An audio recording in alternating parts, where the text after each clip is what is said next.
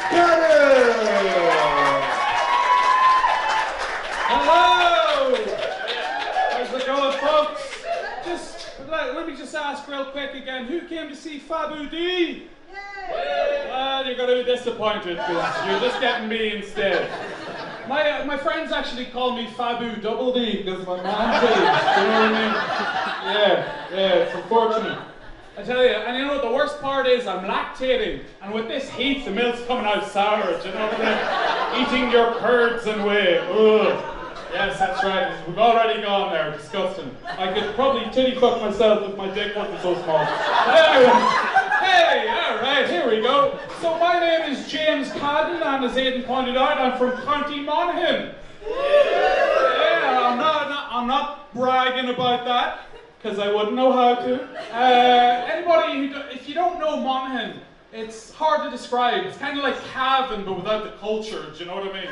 It's grim, man, it's grim. But I'm not putting it down, it's my hometown. Like, I grew up there, I went to school there. I had a bit of a tough time in school now, to be honest with you. I had a hard time fitting in.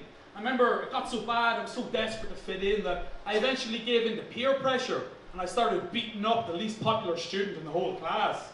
Which is also how I got into self-harming. But yeah, school was tough, I'm not gonna lie, school was tough. I remember there was this one guy, bullied me every day. He hated me for being gay, even though I'm not actually gay. That's dedication to homophobia. Personally, I would expect more from a primary school teacher. But what are you gonna do, you know what I mean? But I don't understand homophobia as a mindset. I think it's very strange to hate somebody because of their sexual orientation. Do you think homophobes get angry every time they see a rainbow in the sky?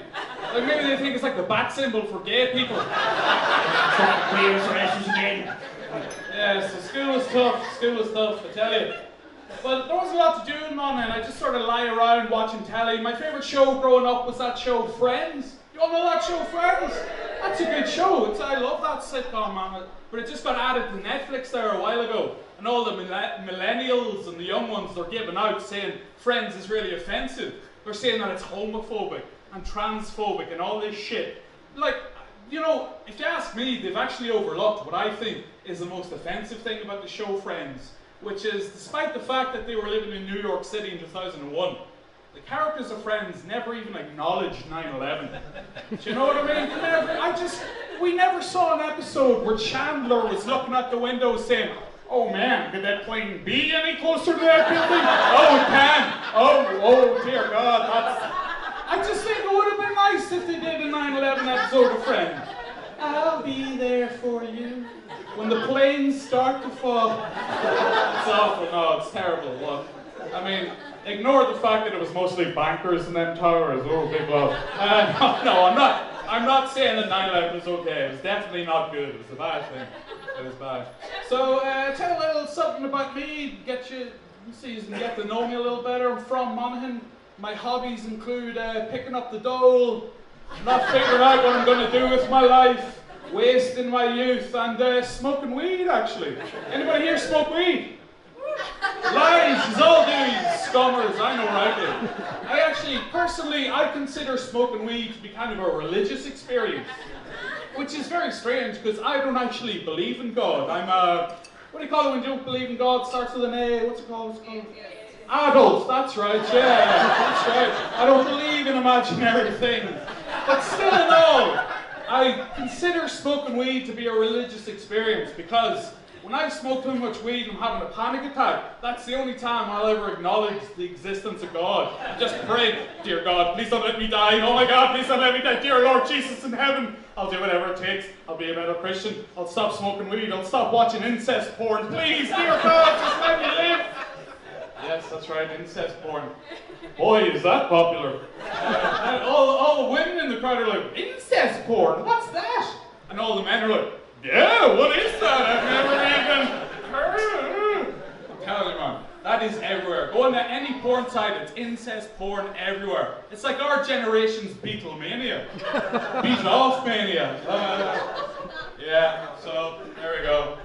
We're talking about incest porn. I tell you, you gotta be careful with the other incest porn. It's kind of fucking me up a little bit. I remember last week I was having Sunday dinner with my family, just sitting and looking around the table, just thinking, "Oh my God, All these people want to fuck me. They're sick! Sick! Yeah, so, tell you, I'm watching too much porn. I know I am, yeah. Tell you, you know you're lonely when you go back to watching softcore porn just for the intimacy. Do you know what I mean? Oh, look, they're holding hands and kissing and making eye contact. Why can't I have that? By which I mean the intimacy, not the 10-inch black cock. Alright, let's steer. It's getting a bit smutty now, it's getting a bit crude. Let's take it into a nicer area. I'll tell you something nice about myself. I'm an animal lover, I love dogs. What do you say to them, dog? You love dogs? Yeah! I say, I love all breeds of dogs except for one. And this always annoys people, and I'm sorry if you're offended, but I don't like pugs. Yeah, that's what I get. Oh, I'm sorry, I don't get the obsession. Little dogs, everyone knows what a pug is. Yeah, they got their little scrunched up faces that they struggle to breathe out of. Why is it that every woman I know looks at that and thinks, oh God, look, it's so inbred and repugnant. That's adorable. I just have to have them. See, that confuses me and slightly angers me, because why can't they have that same mentality when it comes to men? You know what I mean? No women up in here looking at me thinking, oh God, look, overweight comedian who smokes weed and watches incest porn. That's adorable. I'm just so bad. Just won't do that, ladies, will you? Tell you now, it's tough out there, the old dating games. Changed quite a bit. It's all online dating now, do you know what I mean? Anybody here do online dating? Yay! Good for you. I don't do online dating, or offline dating, but that's a whole other thing. I'm not going to. Well, I think it's strange how we live our lives online now. Forget about dating. Even how you interact with your friends, it's all social media. Like, I'm sure we're all on Facebook here, aren't we? Yeah, and I am too. And look, I use it. Well, good for you. Well done. They're not going to, when the world comes to an end, you'll be safe. Well, look, I'm on Facebook too. I use it all the time, but I don't necessarily like it. I think there are a lot of negative things about Facebook. Like, I'll give you the main one for me.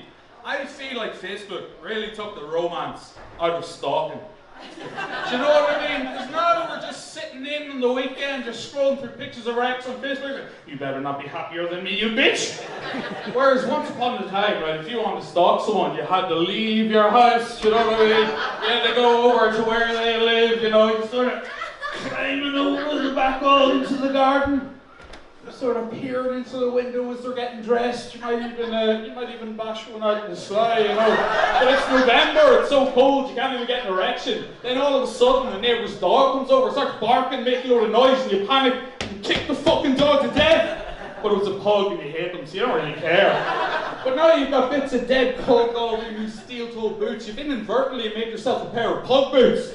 Like, yeah. But now she's coming to the window to see what all that noise was. You panic. Do the first thing that comes to mind. I know. I'll pretend to be the dog. You know what, folks? She actually believed me. Talk about gullible, eh? Can't believe we're related. Oh, how did it get back to incest? For God's sake! I'm sorry, ladies and gentlemen. I'm having a very strange day. You caught me on an off day. I'll tell you why, alright?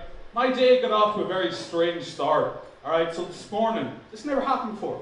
I walk into the bathroom, and for the first time, to my horror, I actually found a grey pubic hair.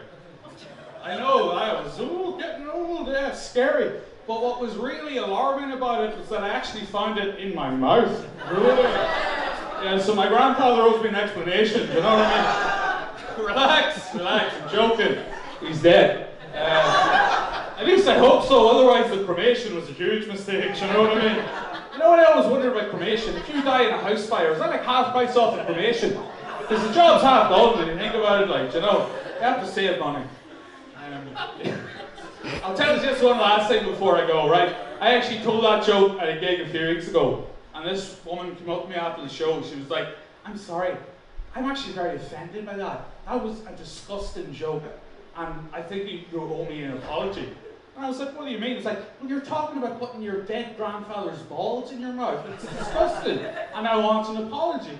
And I thought about it for a second, and I didn't apologize, and here's why. Because if you think about it, right, the only way that you could really be offended by that joke is if you're a necrophiliac.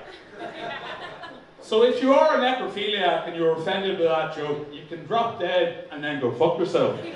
because at least you'll enjoy it. Folks, my name's James Cadden. It's been fantastic.